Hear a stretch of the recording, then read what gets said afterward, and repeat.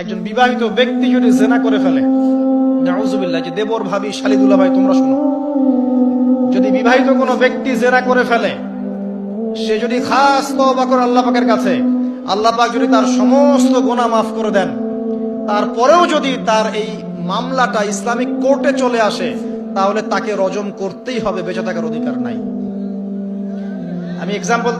আমি দলিল দিচ্ছি, শোনেন। নবী সাল্লাল্লাহু আলাইহি ওয়াসাল্লামের একজন সাহাবী, মহিলা সাহাবী, তিনি পাপ করে ফেলেছেন। কি করেছেন? জিনা করে ফেলেছেন।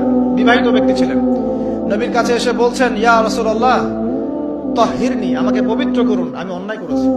নবী সাল্লাল্লাহু আলাইহি ওয়াসাল্লাম বলছেন, মুখ ফিরিয়ে নিচ্ছেন, একবার ডান দিকে মুখ ফিরাচ্ছেন, একবার বাম দিকে মুখ ফিরাচ্ছেন। নবী শুনতে যাচ্ছেন না, কারণ এটা কোর্টে চলে আসলেই বিপদ।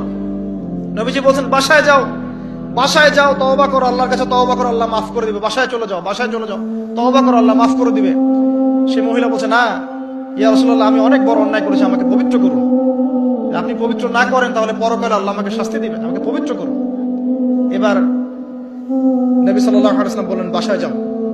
তুমি গর্ভবতী হয়েছো? হ্যাঁ।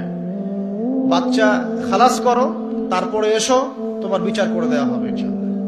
সেই মহিলা বাসায় ফিরে গেল, তওবা করতে থাকলো, তার গর্ভের সন্তান বড় হতে লাগলো।